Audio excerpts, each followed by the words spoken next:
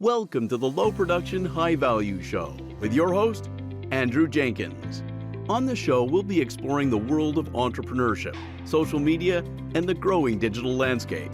Whether you're a seasoned entrepreneur or just starting out, you know that the world of business is constantly evolving and changing. And in today's digital age, it is more important than ever to understand how social media and technology are affecting the way we do business. That's why on this show, we'll be talking to entrepreneurs and experts who have a wealth of knowledge and experience to share with you. From the latest trends and technologies to the struggles and triumphs of running a business, we'll be covering it all. So if you're looking to level up your entrepreneurial game and become more digitally savvy, then let's get started with the Low Production, High Value Show. Welcome to the latest episode of the Low Production, High Value Show.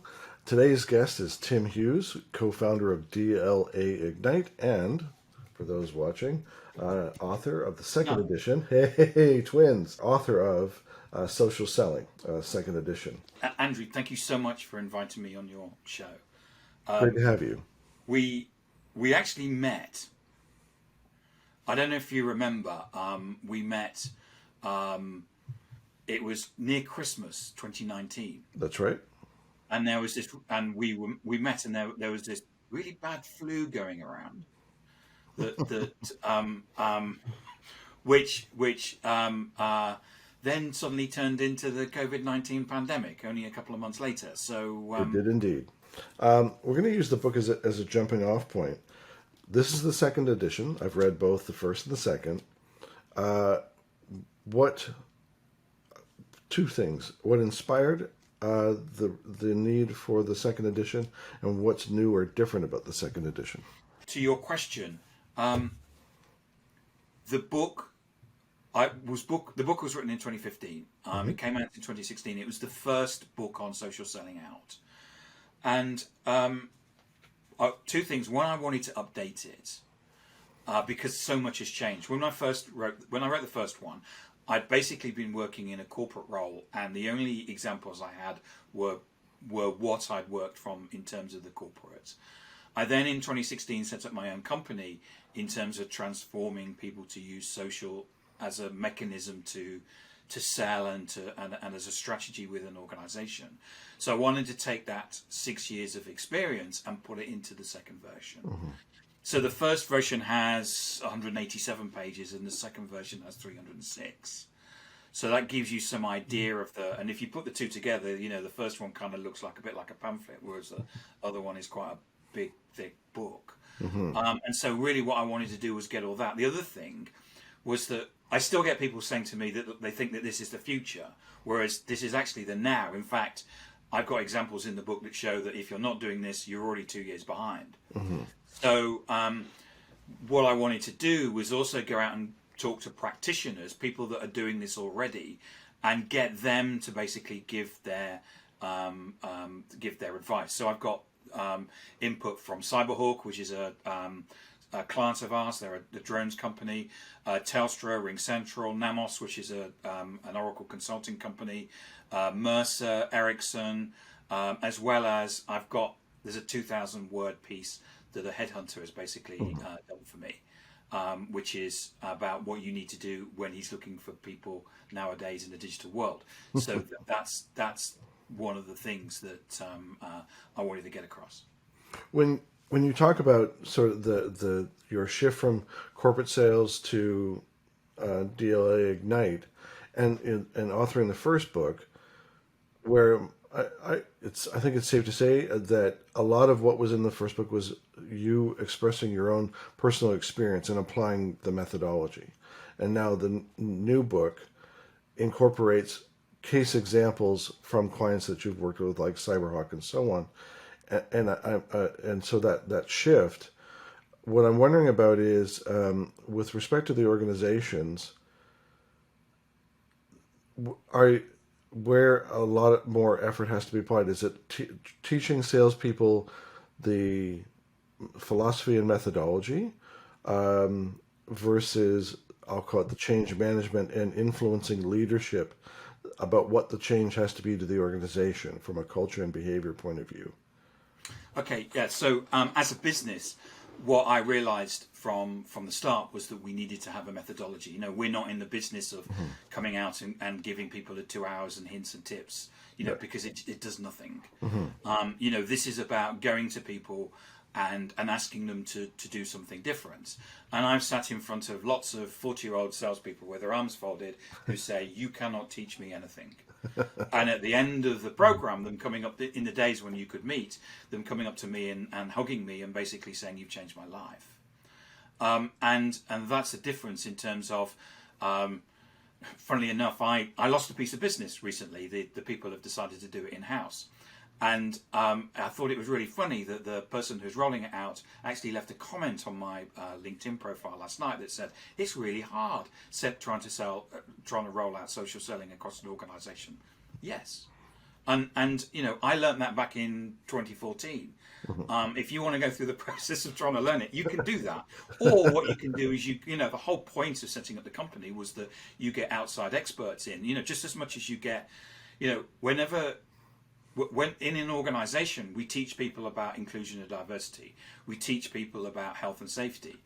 We don't have that expertise in-house. What we do is we go outside and we look for that expertise and then bring it in. And then what we do is we suck the knowledge out of their heads, and then we've got that expertise, and that's what people should be doing with social. They don't have the knowledge, even though they may think so. They don't have the knowledge internally, and they need to be looking at third parties outside to give them that expertise. But what do you think is the catalyst when you talk about the salespeople with the crossed arms? And I think back to certain aspects of change management where the whole "not invented here" mindset is entrenched within organizations. But even when we go in to clients and we're advising about a broader social media strategy, and I talk about this in the course that I teach, is that ideally you want to find a few early adopters, advocates that exhibit the target behavior, because they need to be people within the organization need to be influenced by colleagues. External consultants can come in and you play a role there as the external experts, but because you're an external expert, there's this barrier of trust for a while, and so oftentimes colleagues can influence the change. And as an external consultant, you need to find those early adopters that you can use to showcase. Yeah, I mean, what we found over the last, this is our 7th year, and we're not a full service marketing agency. We're not a sales training company. All we do is we focus around strategic social media.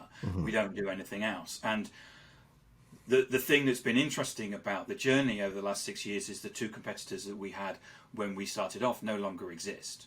What we've done is that we've out-innovated them. And the only way that you're successful today is that if you're not innovating, you're not moving. You're basically, if you're not innovating, you're standing still. So what we've done is we've actually taken expertise from people that are, we have the knowledge, but we weren't professional coaches. So what we've done is that we've taken knowledge from professional coaches to say, if you are going to somebody and giving them new information on new skills, these are the things that you need to do. I mean, the classic example was back in the day when I worked in corporate land. We all thought, right, what we'll do is we'll put some slides together. We'll basically show the salespeople that they can make more money by doing this, and they'll go, "That's really brilliant. I will adopt those behaviors." And of course, they didn't.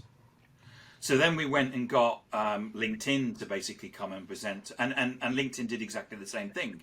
They're a product company, and therefore they showed the product.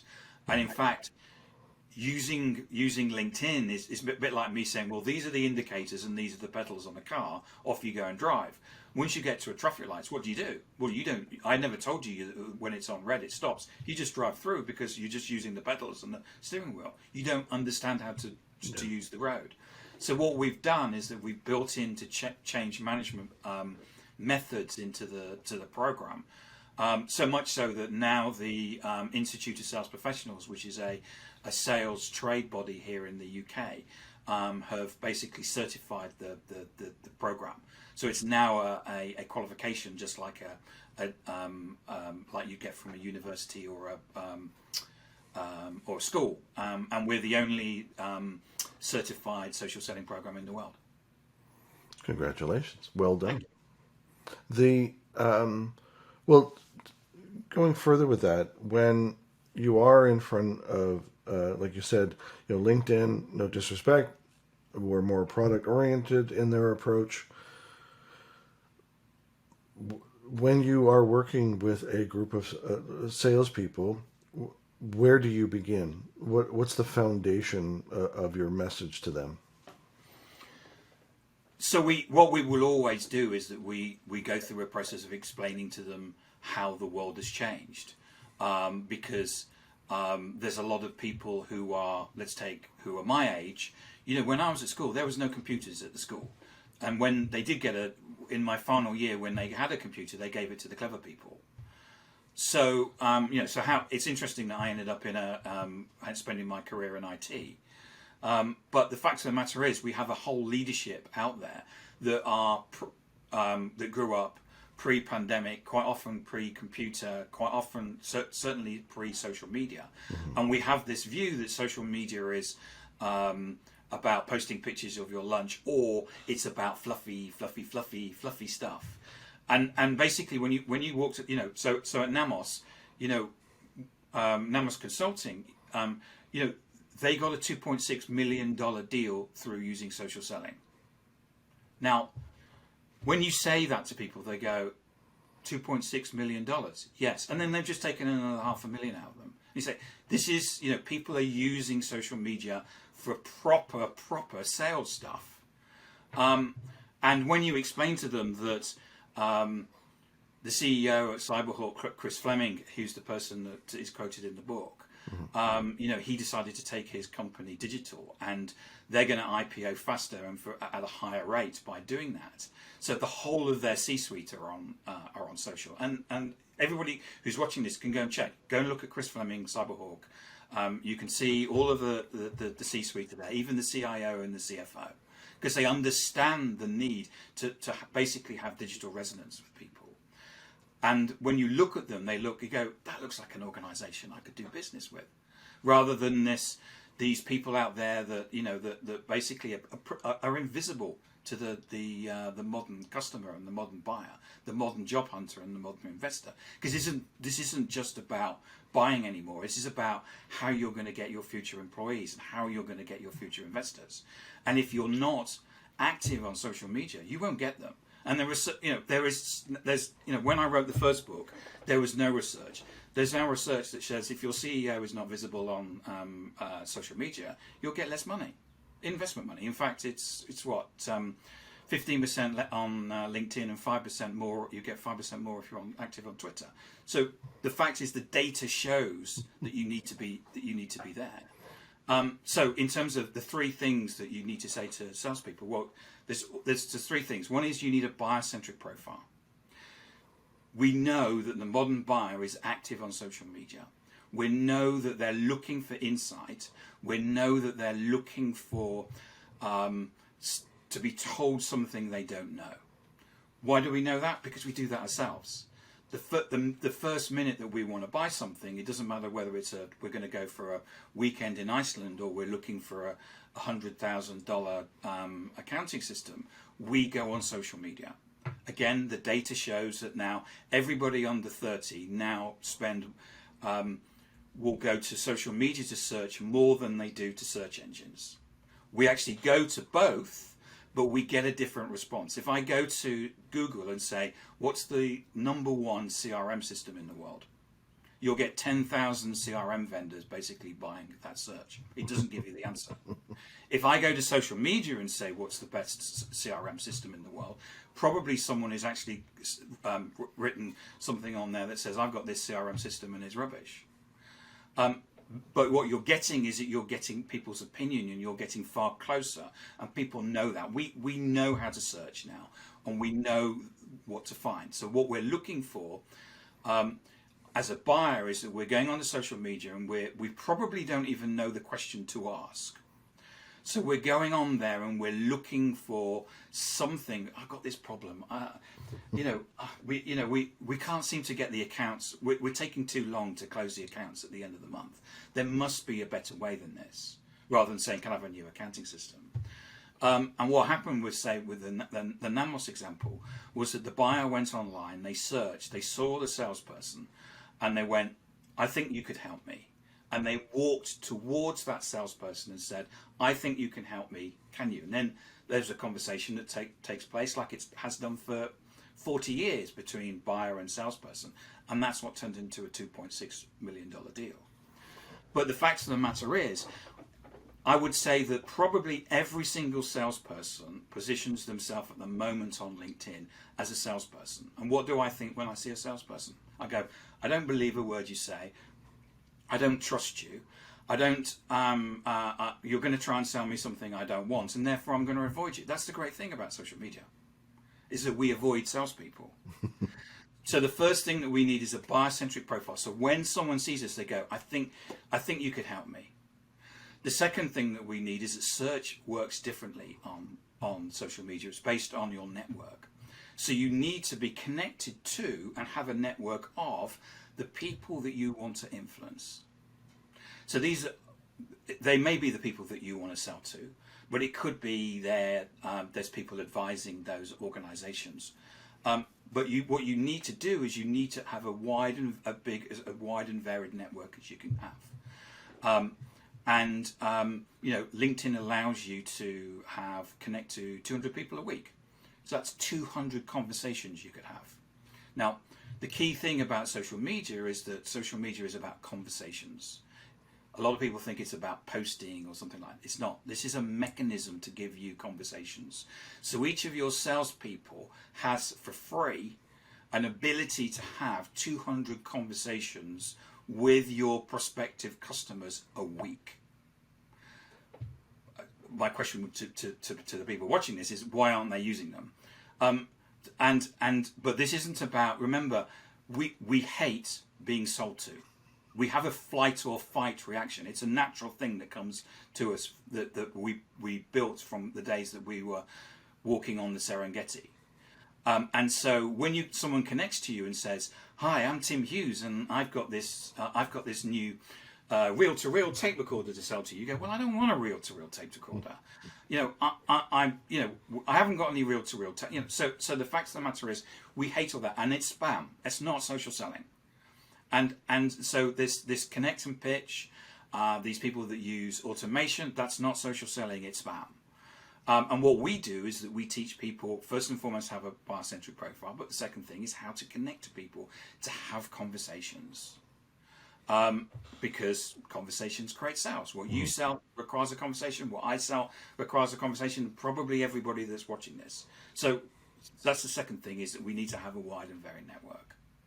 The third thing that we need to have is we need content. Now, research also shows that nobody comes to social media to read brochures. Everybody at the moment goes to market exactly the same way, which is, buy my product because we're great. And while your product may be different from everybody else's, the buyer isn't you. So the buyer can't tell that infinitesimally small thing that you're different about. So if you take the Martech products, there's 10,000 of them. Nobody can tell the difference between any of them. And if you do, what will happen is it will become totally confused. What we are really good at is, I can tell whether Andrew Jenkins is a nice person. I've met Andrew, and we had a cup of tea, I think, or something, and I think that, and I would class Andrew as a friend. That's what I know, and that's what as humans that we know. So what we're looking for when we go out on social media is we're looking for the real person. We're looking for what's often used is the word is authentic. We're looking for you. Can you solve my problem? And we're looking for you not some content that a marketing agency has written. We can smell that a million miles away. Something that you've written. Now, the other thing about what we're looking for is that we're making a connection with you as a human being. So for example, one of my team put out I want to talk about ROI, because at the moment we're talking about fluff. One of my team put out a post of him and his son on the beach. And it was during COVID, and it was, here I am, and it's my son's 16th birthday. I'm on the beach. This is, we're really enjoying it, but, we wish we could actually be connecting with people. Off the back of that, got 6 C-level meetings. It got 2 proposals and 1 purchase order. And it took 10 minutes to do. Mm-hmm.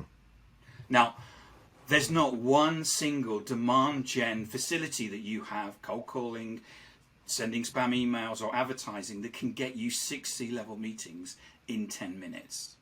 Now, I'm not saying that you can walk away from here today and put a picture of you and your son on the beach and you're going to get 6 C-level meetings. You need to have a buyer-centric profile. You need to have invested in building a network, and you need to have built up a content that people find insightful and interesting.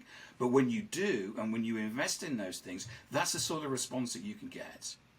And that, that's one individual contributor. Again, roll that across your organization, and this is transforming, or can transform, your business. If you let me just speak about more than just sales. Oh no, this is great. So we always talk about sales, and today is about sales. Mm-hmm. But this basically goes then across the organization.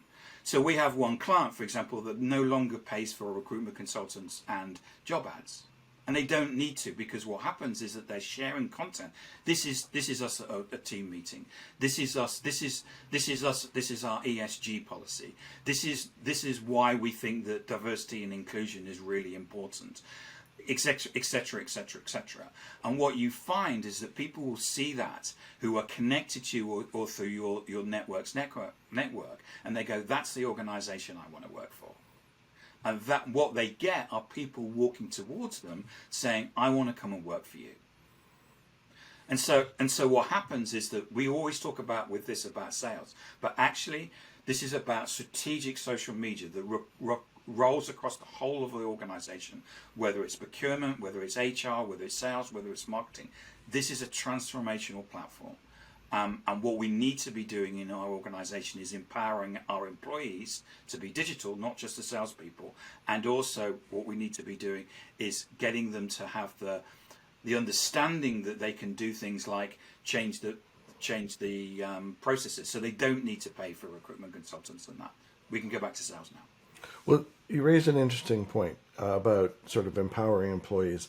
And I remember talking to someone who, his company was not in social media, like those weren't the services that they sold. They sold corporate swag, like, logoed polo shirts and branded notebooks and pens and whatever. But they used social, and he was very visible, and they would use social to show what it was like to work there and the hijinks that they would get up to and so on.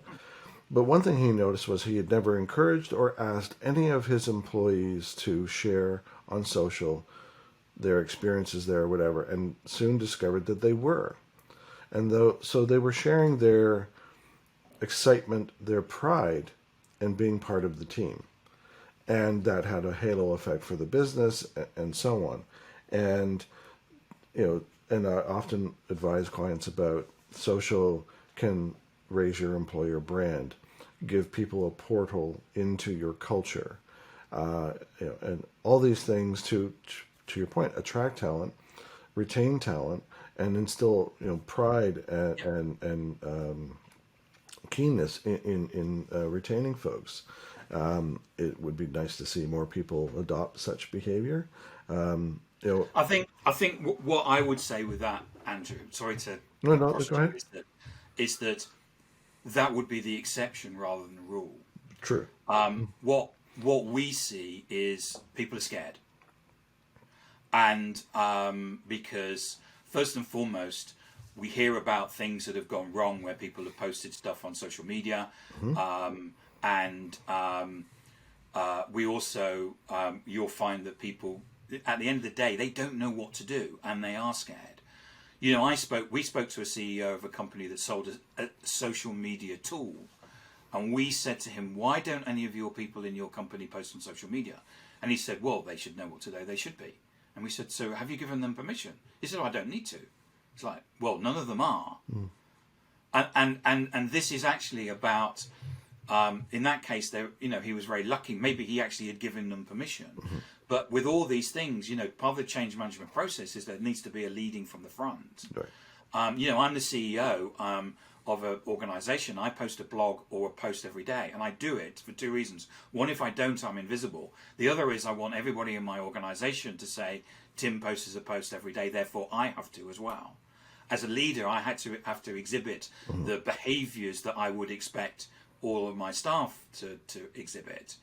And one of the things that needs to happen within corporations is that this has to come from leadership and from the top, but also they have to give the permission, but they also need to give people the skills and empower them to say, this is, just like we do with diversity or health and safety, this is good behavior, this is bad behavior, this is what we expect of you, this is what we don't expect of you, and that those things have to come as part of the process. Well, and we often advise clients about providing guidance and content that can be shared by their employees, especially if we're helping them with the content that they're doing corporately. But where I want to go with this is this idea of, like, sometimes we're looking at organizations that post like once every other month on LinkedIn or Facebook. And to your point about you're doing daily, you want visibility. Like, it is a war for attention. And, I gave an example yesterday. If I'm part of a group of 100 and I post once every other month and the other 99 are posting every day, how much visibility is my content going to get? And that's just organic. Like, that's... But Andrew, you have to basically say that if remember, when you don't post, you're invisible. Yeah. So your prospects, your customers, your employees, your future employees, your investors, your future investors, do you want invisibility? No. Well, then you have to post every day then, don't you? If a CEO of the company that you want is going to buy your product and service, at any one time, 4% of your total addressable market is in the market for your product and service. They are searching on social media for your products and services. And you post on a Monday and they all come on a Wednesday. You're not in business because you missed them all. Yeah. Well, and I use Twitter as an example to say you can post the same thing on Monday and post it again on Thursday, because to your point, the people that saw my content on Monday are likely not the same people who saw it on Thursday. I mean, Twitter is an example where it's fast flowing, where you can post the same tweet more than once. Yeah. I don't post the same thing more than once on LinkedIn, but your job now, because we live in a digital world, and your job is, regardless of who you are within an organization, is to post on LinkedIn, to build your network, to have a buyer-centric profile, and to start and join and create conversations. That's how we work in the digital world. And that is what Chris Fleming says in my book that he did 2 years ago. Which is why I'm saying that social selling is not some future state. Mm-hmm. Social selling, if you're not doing this, you're already 2 years behind Chris. What do you say to CEOs or senior leadership? So, to your point, a social CEO or social C-suite is critical. But oftentimes, and to some degree, there's some validity to their complaint about, we're busy. But by the same token, so we're busy, we'll have our comms team be social for us versus them being genuinely social. What's your take on that situation? Well, you'll fail. So, you're wasting your time. Mm-hmm. I wouldn't even bother getting them to do that, because just keep sending the press releases out and set a date for 5 years' time when basically the bailiffs come in and empty your building, because you're not working in business. That's not being social. That's just it's not being social. Being social is your people. It's a bit like, the reason why your people won't share the content that marketing create is they know it's shit. They know that no one's going to read it, and all they're doing is teaching the algorithm on LinkedIn to ignore them. You know, we know the data shows you what people want. The data shows that 60% of the world's population are on social media. The average person, spends 2.5 hours a day on social media. What part of this data are you arguing with? Are you arguing with Chris Fleming that said that this is about leadership now taking to understanding that this is the way that the world works, and this is the way that we have to work. Now, we get a lot of people coming to us saying, we don't have time to do that. And you say, so what have you been doing? We say, well, we cold called today. So what happened with that? Well, we wasted the time because all we do is we phone answering machines, or we're sending spam emails that nobody gets hold of. Okay, right. So why are you doing that? Well, that's how we're measured. Okay, well then the measure's wrong then, isn't it? So can I just take Go ahead. an ROI? Yep. So we took a team of people that were cold calling, trained them in November and December in social selling, and from January the 1st of this year, they've been social selling 100%. No connect and pitch, no automation, social selling using our methodology. So using cold calling, they got 2 meetings a week. Now, with a cold call, whenever you cold call someone, your objective is to get a next action. It's another meeting, it's a discovery call, a demo. Right. Of those 2 meetings a week, 0.3% of those agreed to a next action. With our social selling program, they're currently getting 11 meetings a week. Last week they got 25, so it's an average of 11 because we've got levels of expertise. Right. We've got a guy's 23, a guy's 27, and a guy's 49. So we've got different levels of expertise, so we're able to benchmark. So they're getting an average of 11 meetings a week. And of those meetings, they're converting 33.6% of that. Now, that's exponential. What that does and what that data does is basically nail the final nail into the coffin of cold calling. We now have data that proves that if you're cold calling, you are absolutely placing self-sabotage on your organization. You are deliberately killing your organization because there is now a far better way of doing things. Just like from the horse moved to the car, whatever, we move from records to CDs to downloads to life moves on. And we now have data that shows that if you are cold calling, you are not using the most effective and efficient way of demand gen in your organization. And that for us is that we've just come out of a quarter of that. And for us, that is completely changes the game. It's completely transformational. We know that we can do all these things, and now we've killed cold calling. And now, a word from our sponsor. Social media has become an imperative for almost every business. Discover how to successfully implement an effective social media strategy that is supported and integrated throughout every part of your organization with this essential book from our host, Andrew Jenkins, Social Media Marketing for Business, Scaling an Integrated Social Media Strategy Across Your Organization, is now available from Amazon or KoganPage.com. To drill into that a bit, is it, if you had this sort of proportion where these people getting these results are putting, to your point, they've abandoned cold calling as an activity, but when you look at broadly social selling as an activity, I'm going to assume they've got the foundation, which is the buyer-centric profile. But then in terms of just, I'll call it the day-to-day, is it prospecting? Is it commenting? It's cold outreach prospecting. And commenting and then sharing content? Like It's the trio? So the 3 things that I've said, which is they have a buyer-centric profile. They're obviously growing they're growing their networks. They're also got they're posting content every day, different content. But what they're doing is totally cold outreach. And so this is head-to-head cold calling versus social selling. And as I say, one of the guys he's 26, he complained last week because he'd got 26 meetings. And he says, I don't have time for the cold outreach because what do you want me to do? Do you want me the cold outreach or do you want the meetings? And so we get a lot of people coming to us saying, I don't have time for this. And you go, yeah, okay. So what do you do? So maybe you need to sit down and basically do one of these exercises where you look at what you're doing and actually do a stop, start, continue exercise where you go, okay, so what should we start doing, but what should we stop doing and what should we continue doing? And in many cases, a lot of people are doing stuff, cold calling or sending spam emails, that just don't work anymore. And they need to stop it, and they need to change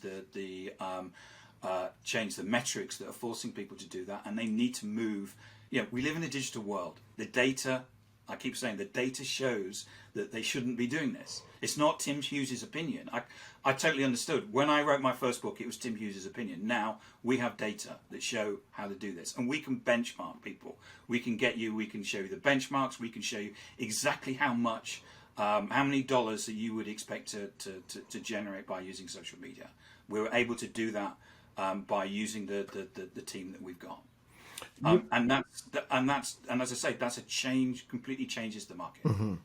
You and I both know John Ferrara from Nimble CRM. I do. And he talks. We're Nimble users. Sorry. Yes. We're Nimble users. Same. And but he talks about your network is your net worth, and Yes. I want to jump back to what you were talking earlier about the cold outreach and making valuable connections. And I guess that I want to come at this from the standpoint of, are you advising people to change their perspective on it's, for salespeople, it's not about connecting with a prospect. It's about making a valuable connection. They may or may not be a prospect, but that you want them to be a valuable member of your network. Funny, this is a really interesting point, Andrew, that's come out. We've looked at the data of the last quarter. And so this organization that we've been working with, Superior, they're partners of ours, they had actually worked with an organization to produce a deal sequence. They used to do because they were an outsourced cold calling, and they built a deal sequence. Okay. And what they recognized with the deal sequence was very much, do you want to buy? No, go away. Do you want to buy? Yes. Okay, I want to talk to you, right? So what's happening with deal sequences is people are basically going through and saying yes, yes, no, and they're basically throwing the no's behind us. What that's done is it's squeezed the relationship out of the sale. So what that will do, what we reckon, and you're the first podcast I've talked about this. What we reckon is that will kill a company, because what it will do, it will probably give you whenever you get a salesperson, you'll get probably a short term, maybe 2 years of that person, to the point where they burn through their network or they burn through the people that they can talk to. Right. And then what they do is they leave. But because what you've done as an organization is you've burned through all the people, there's a point where you just fall off a cliff. Whereas what you were saying, which is I connect to Andrew, I meet with Andrew in 2019, then I may not talk to him for a year. And then we come back, Andrew launches a book, and Andrew comes to me and asks for advice. This is, by the way, this is what happened. And I talk to Andrew, and we have this. Andrew's never going to buy from me. But I talk to Andrew, and I've become friends with Andrew, because he may know somebody or whatever. What we do is that this, and it's kind of old school networking. But what we found is that someone who may say no, because you built a relationship with them, because you're basically they're seeing your content every day, what you'll do is they'll go, I need some social selling. Well, where do you buy it from? Well, there's this guy, and his stuff comes up in my feed every now and again. He seems to know what he's talking about. Well, let's go and talk to him. I don't have an Audible version for. I don't know if you know, I've got a new book out. I don't have an Audible version about it, but I have a mate who does voiceovers. So I went to him. I had a coffee with him yesterday. I said, I need someone to do voiceovers. He said, well, I'm the person. I said, right, exactly. I said, I don't know how to do this. What do we do?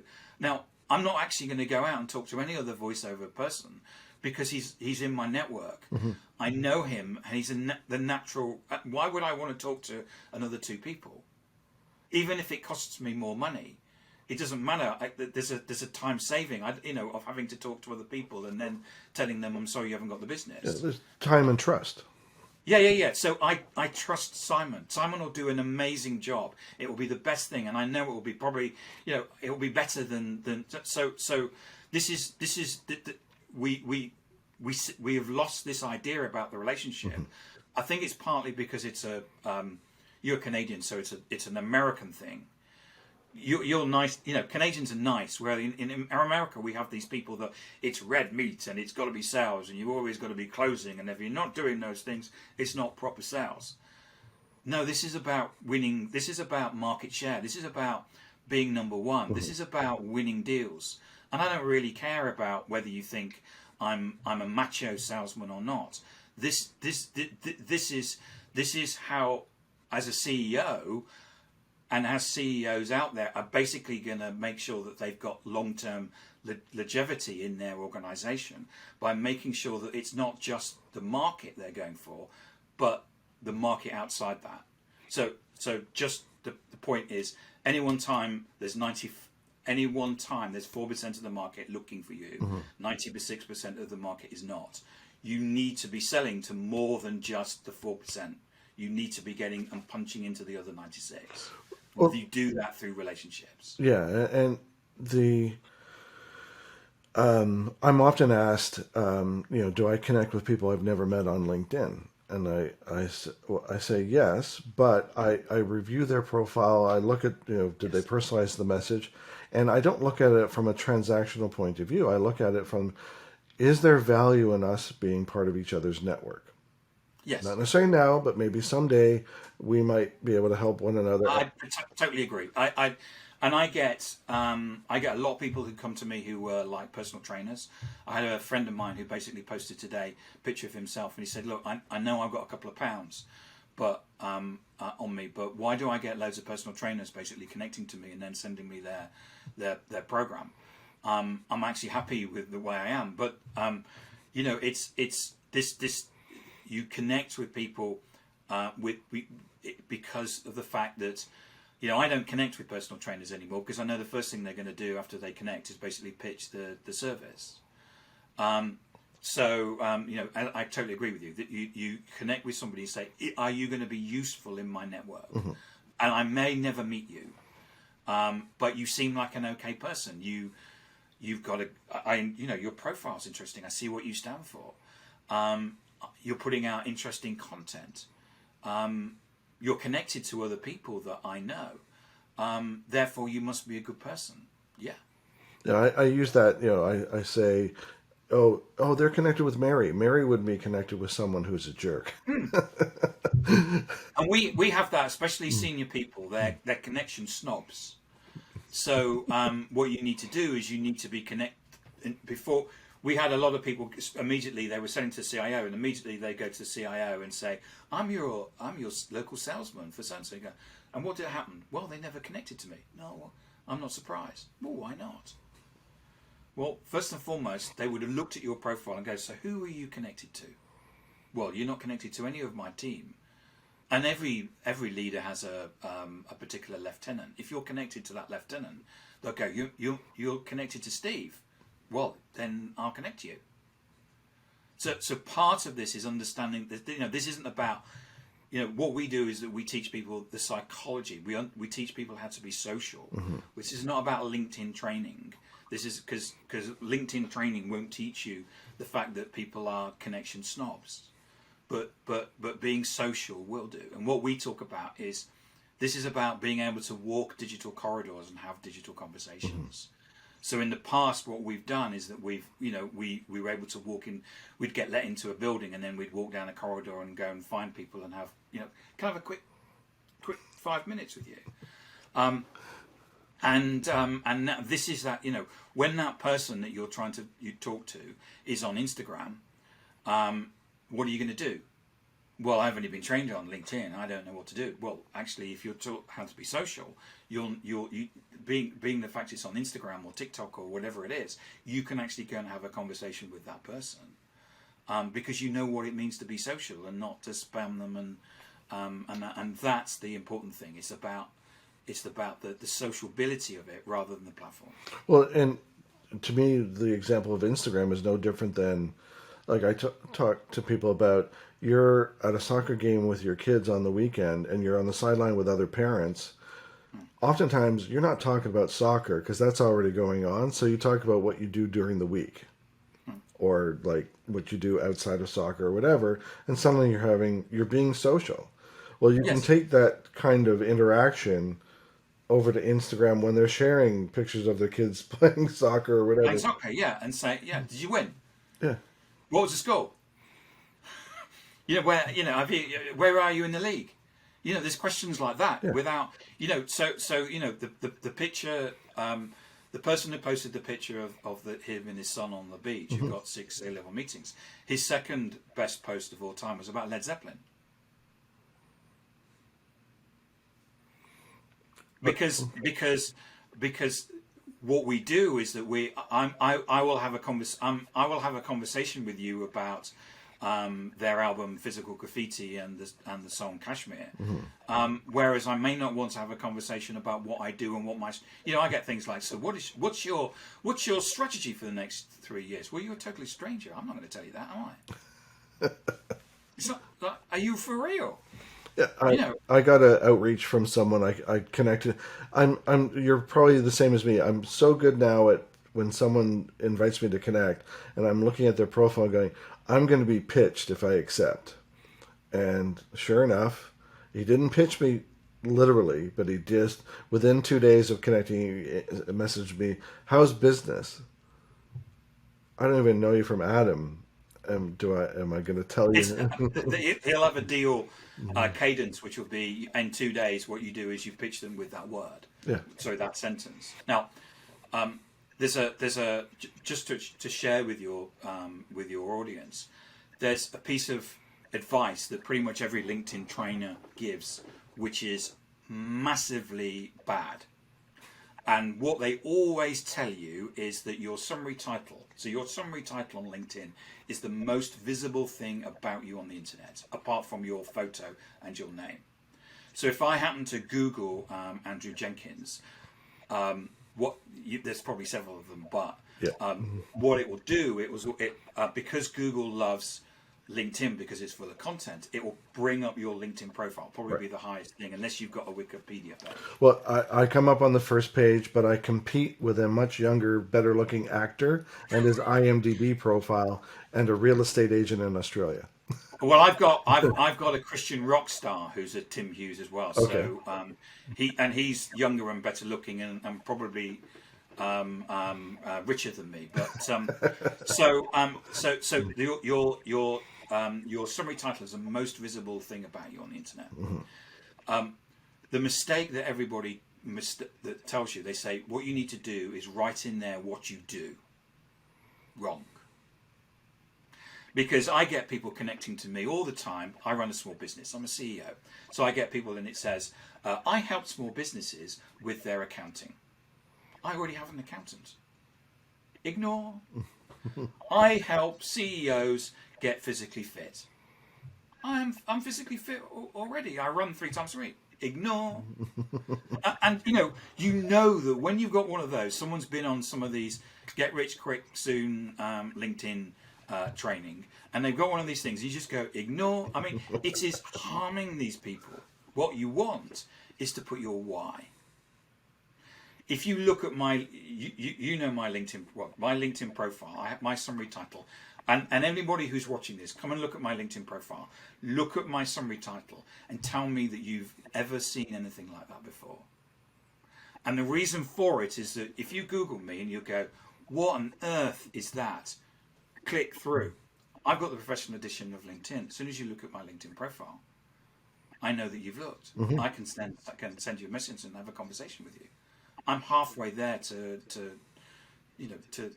having the conversation, because conversations create sales. Now, that's the difference. The difference between being social, where someone can actually start a conversation, and where people just ignore you because what you do. It's like, I'm just going to pitch to you as soon as I connect. I mean, it's like a.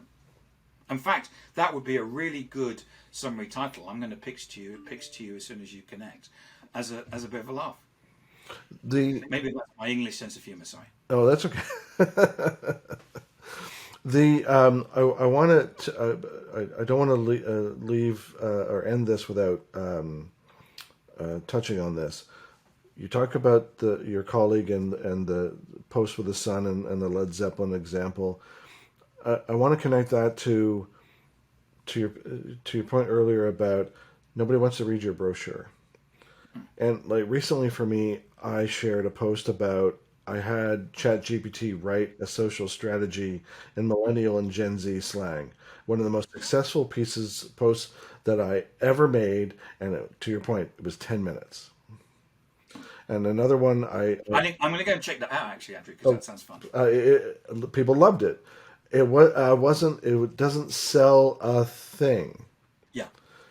People enjoyed it. It caused an emotional response. I shared another post about 12 Angry Men, the film from the 50s that is used for sales training and persuasion. And I just said, this, even though it's from the 1957 Pulitzer Prize winning play that it's based on, that there's still things here that can teach us about innovation and persuasion and so on. And it's so unrelated to the social media work that we do, but I was being social. It's a long-winded setup to corporate content versus third-party content versus, I'll call it more human content. Where do you land on that kind of stuff? So there's nothing written down anywhere that says that you can post something or you can't post something on LinkedIn. It's a social network, and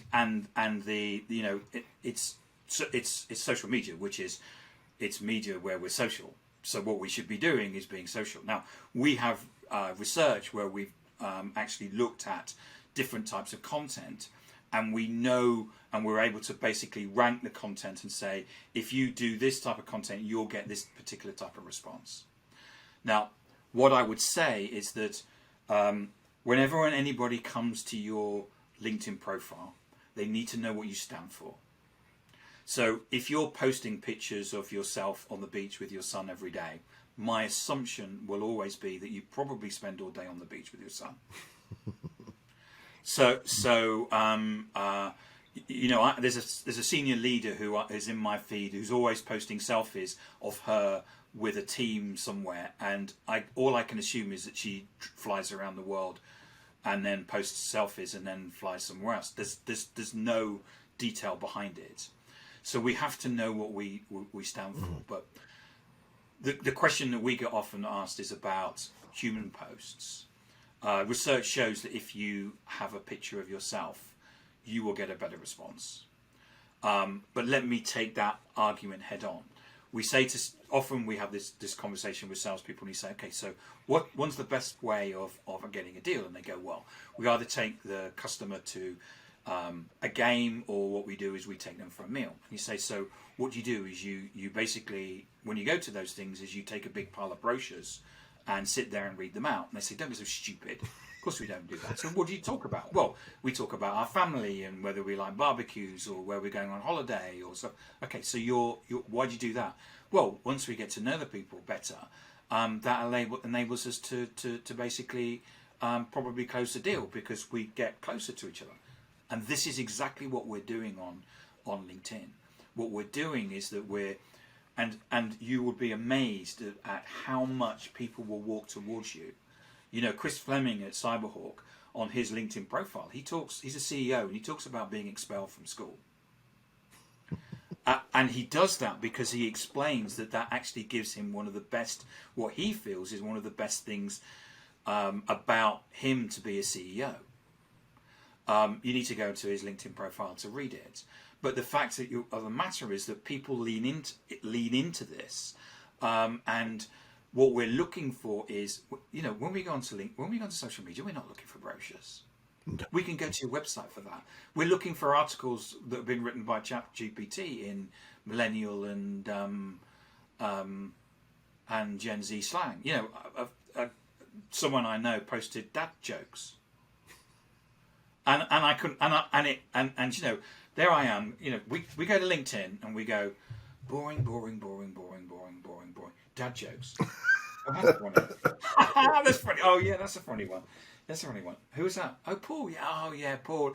He's a great guy. I know that whenever I want stuff, he sells stuff for lawyers. I know where I'm going to go because he's a human being. Yeah. And it's like Andrew Jenkins. It's like that article written by it's what we do is that we build relationships with people. We don't build relationships with brands. And again, this is something that companies struggle with big time. So Cristiano Ronaldo, he has 7 times more followers than all of the top 10 brands in the world put together. Why? Because we're interested in people. That's who we are. Yeah. We're social. We're interested in Cristiano Ronaldo. We're interested in the fact that he has ice baths after he's played a game or something like that. Are we interested in what Huawei is doing? No. Well, We're not interested in those things. We build I'm interested in. So I actually don't know the name of your company, Andrew. that's okay. Yeah. Mm-hmm. And I just want to get that because I know you. And if you went to another company, my relationship goes within this. And companies are struggling with this big time. I'm currently reading a marketing book at the moment, and I find it's really difficult to read because it keeps telling me that the brand is really important. It does for the company that she works for because 98% of the companies in the UK are small medium enterprises. They don't have a brand, but they've got people, and we're small lawyers based in Liverpool, but I know the sales guy, and he posts dad jokes, and it's funny.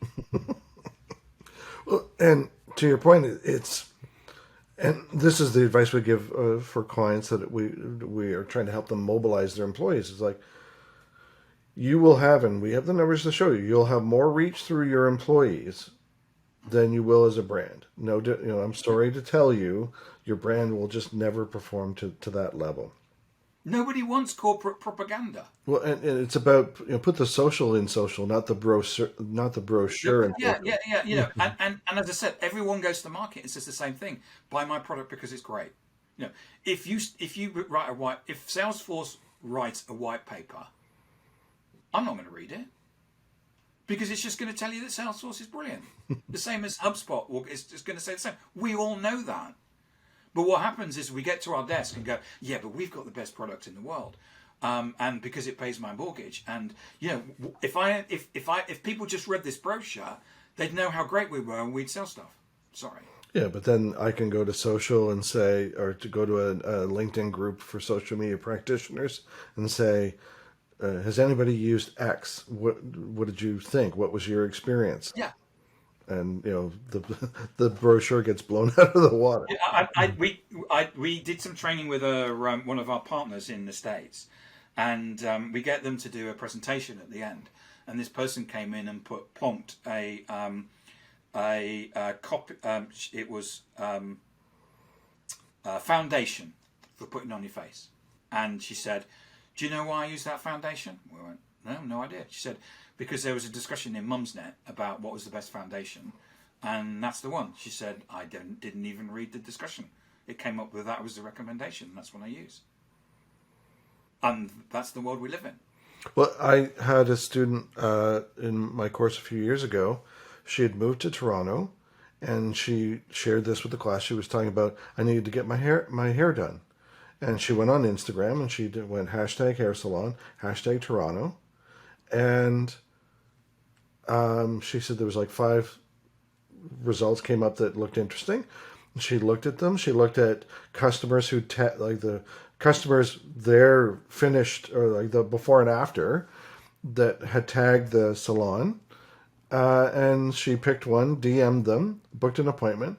And so I said, so Google never came up in that? She said, no.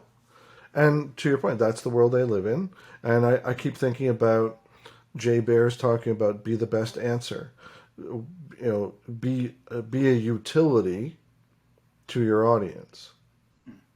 and there's a lot more organizations and people that would benefit from perhaps. Yeah, I've got a barber's near me, and the people, the previous people, could never get it to work. It never made any money, and the new owner basically came on and went on Instagram. She put the prices up.